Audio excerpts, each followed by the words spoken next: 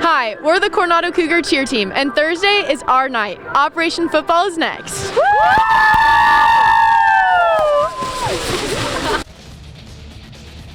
Live from the News 3 studios, this is Operation Football, powered by the News 3 Station Casino Sports Desk. That's what I'm talking about, Jesse. Yes, hello and welcome to a very special Thursday edition of Operation Football, the very best high school football show here in Las Vegas, as voted on by Jim Snyder and Marie Mortera.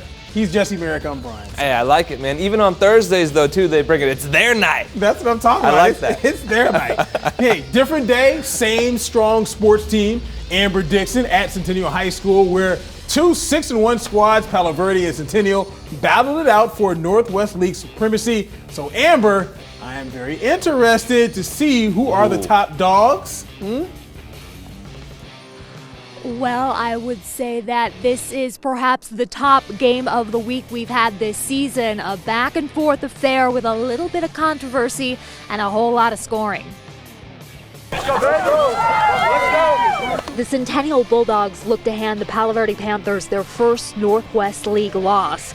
First quarter, and those Bulldogs lead 7-3. The handoff to Jordan Smith and the team's leading rusher with some quick cuts and sideline negotiation leads Centennial to a 13-3 lead.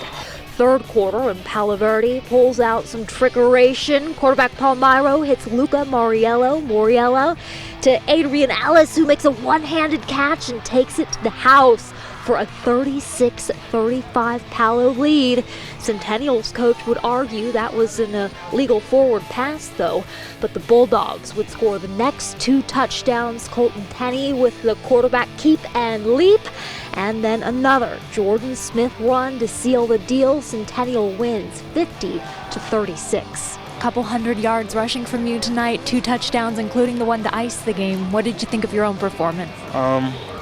I think that it was definitely a well-rounded one. I've been working for this type of performance all season. There's definitely a lot that I could work on. One thing we preach is no negatives. Always got to get back to the line of scrimmage, and I didn't meet that a couple times. But overall, it was a dogfight, and definitely stayed in it, kept strong. Centennial running back Jordan Smith would give Palo Verde props, and the Palo Verde Panthers ought to be giving their kicker props. He truly kept them in this game. Zach Moore, he's a junior, 3 extra points and 3 field goals tonight, one of them for 45 yards, which is a pretty big deal for high school football. Reporting live from Centennial, where the Bulldogs won tonight 50-36, I'm Amber Dixon. Back to you. Hey, showing the kicker some love. Hey, thanks, Amber. Appreciate it. Heck of a game for that. We'll follow it up with a trip to Del Sol High School, where the Dragons welcomed in the 8-1 Cheyenne Desert Shields. And early on in this one, we saw a steady dose of the ground and pound as the Desert Shields leaned on their running game to get them all the way into Del Sol's territory. And once they got there, Majay Madison was so fast, the camera couldn't even catch him till he was in the end zone. Yeah, that's real quick right there. That 20-yard scamper gives them the early lead. So in the second half, it's still 8-0 when Del Sol started rolling. Damani Wilkes put the team on his back, driving the Dragons all the way down to the 1-yard line with that scramble.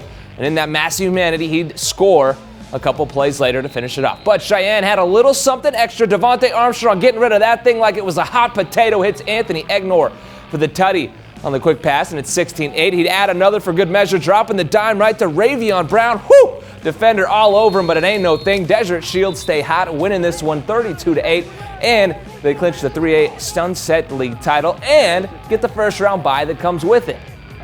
And, that was a good game. I like that. Now, the Southeast League standings are tight. Liberty looks dominant right now. They're 3-0. However, just behind them are two 2-1 teams that are battling it out tonight to try to keep pace with the Patriots. And this could have been a game of the week.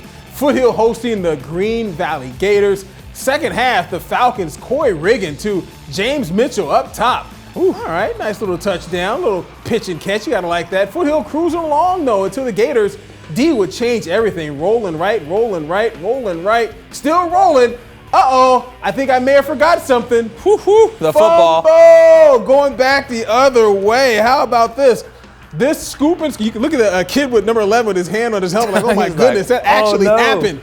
The game would go into overtime. Then it would go into double overtime in double OT. Foothill with the ball first, and I think I'm going to drag about 5, 6, 7, 8 guys into the end zone and score a touchdown. However, Jesse, the extra point, no good. So the Gators with an opportunity to score a touchdown across your body. It's okay. It's good for the score. Now the extra point to win the game. What do you think? It's 23-23, Jesse. Hey, man, you always count on the kicker. Drum for me, please.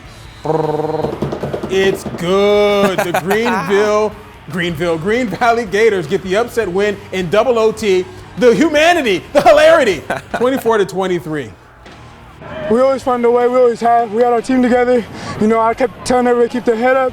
We all knew our jobs. We all knew what we had to do. We went out there and executed it, and we did the best we could. Keeping your mind just focused on expecting to win is what our coaches just drilled in our mind all week, and that's what we just ran off of with. Ooh, I like that. Number 13 got a little Superman swoosh down here in the hair. Yeah, and everything, man. Battle tested, too, for the playoffs. Yeah, I like that. Good stuff. Let's give everyone a chance to kind of catch their breath, you and I included. Yeah. All right, go to the break. Get some scores. Get out of here.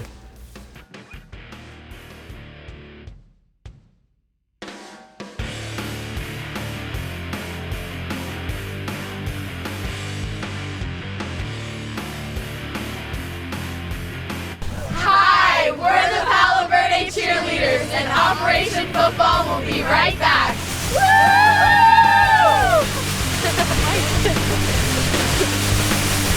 Hi, we're Centennial Dance Fusion, and Operation Football starts now.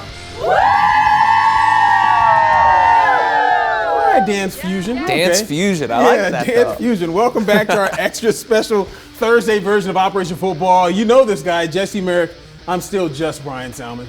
Just Brian Salmon's pretty dang good to me, man. Yeah, some more Halloween goodies for you guys. Let's go ahead and get to it.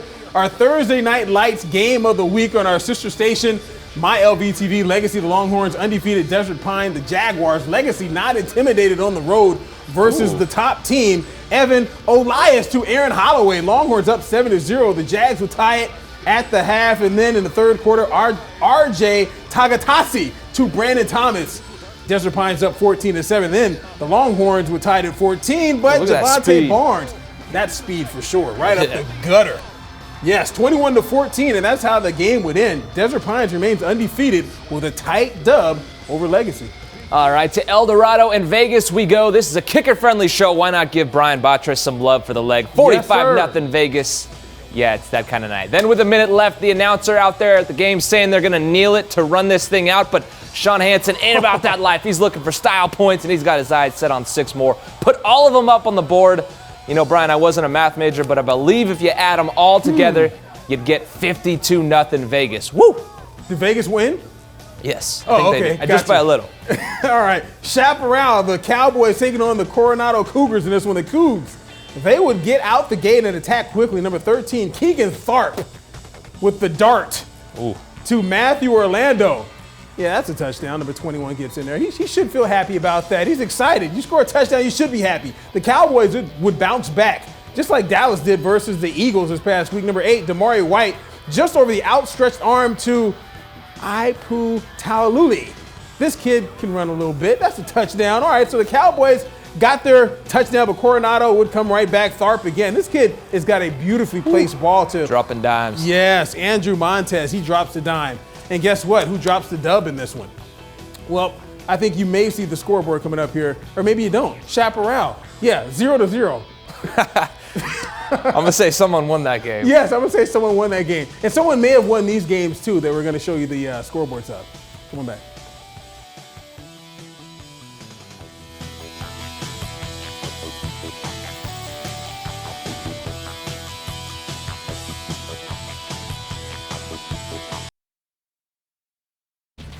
All right, welcome back. Time now for our favorite part of the show. It's called what? Play of the night? Play of the night. That's what we wait for all day, even on a Thursday. That's right. The kid's stepping out of the light or out of the dark into the spotlight. Jesse. All right. Up first, we got Devontae Armstrong on the 2-point conversion. He weaves his way through about 6 tackles. Yeah, and still manages to take it in for that 2-point conversion. Nice work, kiddo. You got to like that. All right, so more from that game and more from Armstrong. This time, he delivers a pass to Ravion Brown. Give me that. Check it out one more time. Yeah, Randall Moss-esque, possibly. You got Moss? Just a little bit. I think you did get mossed. Yeah, he got muscled as well. And then we got a little honorary mention one. Oh, that doesn't look like it's going to make it into the show. Yeah, I thought I was going to make it into the show. Well, that play that Amber had during the Palo Verde game with the hook and ladder, that was absolutely unbelievable. special. That one might take the cake. Rewatch the show again, guys. All right. Well, we have some chime-in photos that we're showing. Liberty band out there. We've got Del Sol. Oh, okay, there we go. Yeah, a lot of good stuff. Thank you for joining us, Jesse, Merrick, Brian, Salmon.